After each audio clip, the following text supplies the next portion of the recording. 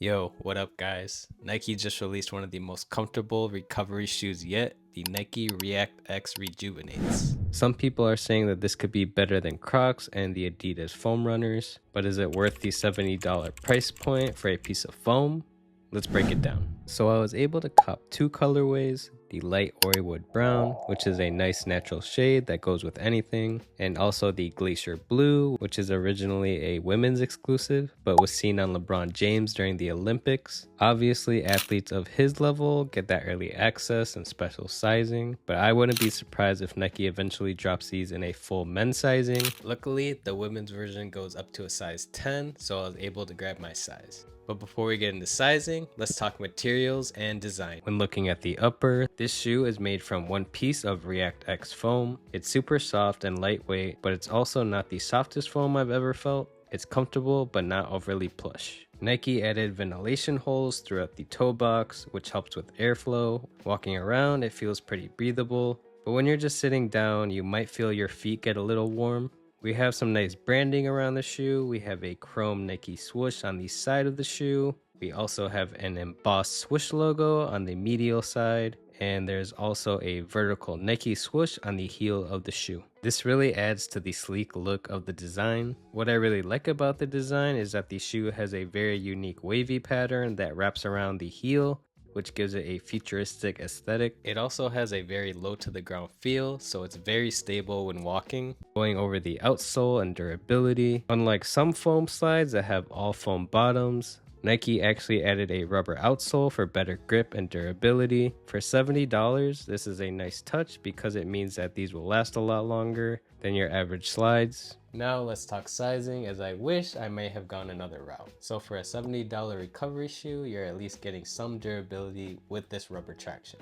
So I actually bought a size 9 in these because the Nike ACG Rufus actually fit me perfect in a size 9. And if you haven't seen my review on these, I'll link that down below. But since these only come in full sizes, I kind of wish I went up a size to a size 10. So if you're a half size like me, I'm a size 9.5 typically, then I would definitely size up and go with the 10.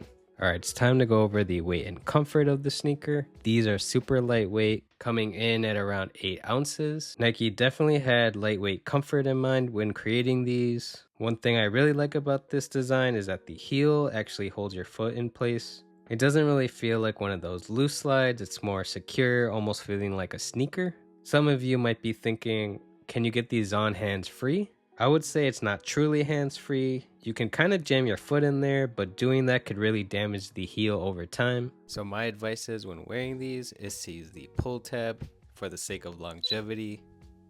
Right now, at the time of this recording, these are pretty much sold out in all men's sizes and colors, but in women's sizing, I did see some pairs still available. Here are the colorways that have dropped so far in men's and women's. For men's, there is a triple black colorway, which is very minimalistic. It's literally all black. Then there's a colorway called Green Strike, which honestly looks just like the Kobe Grinches, which is a really cool shade in my opinion and will definitely grab some heads when you're wearing those. Of course, we have the Orywood Brown, this tan colorway that I have. A very neutral colorway that you can wear with anything pretty much, and that's why I decided to grab it and try them out. There's also a smoke gray pair, which kind of has like a chrome Nike swoosh, which some might think is a very basic colorway, but in my opinion, it's pretty nice. All right, and then we have the black cool gray Volt, which just has a dark gray or black upper with a green swoosh, which does add a little pop to this colorway.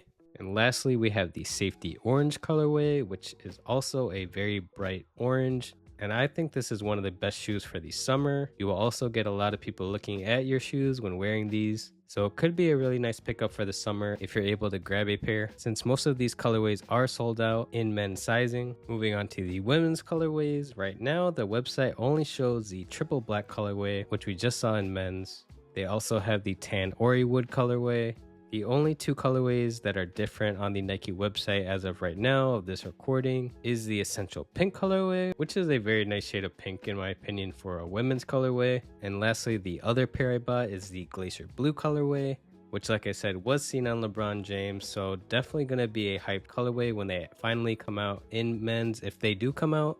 But I do think they will, just because everyone's demanding it, so they should be giving the people what they want. All right, now that we've gone over the colorways and availability, let's talk about styling. These have a minimal futuristic look, so they actually work with a lot of different outfits. Personally, I think these will look a lot better with shorts on, so I think pairing these with a more athletic look this spring and summer, if it's nice enough where you live, you could definitely pair these with some NBA shorts or running shorts in general. Since these are a recovery shoe, I think that's kind of the look they will look best with. I also paired these with my Levi's 468 loose denim shorts. The fraying on these can give you a nice vintage look for the spring and summer. If you're going for more of that streetwear fit, then maybe some joggers or an oversized tee would look really good. I think with joggers, they give a sleek, modern aesthetic, and with the cuff at the bottom, you'll definitely make the sneaker stand out, and that's the main reason why I think a tapered pant or joggers would look best with these sneakers. Obviously, this is a recovery shoe, so an athleisure fit like a Nike Tech or just some basic gym shorts would look really good with these. Like I said, since they're a recovery shoe, they go great with gym outfits or your post-workout look. And if you're going for that relaxed fit, I know baggy pants are trending right now, but I'm not sure if it's the best look, but I'll just throw them on so you can see how they do look with baggy pants.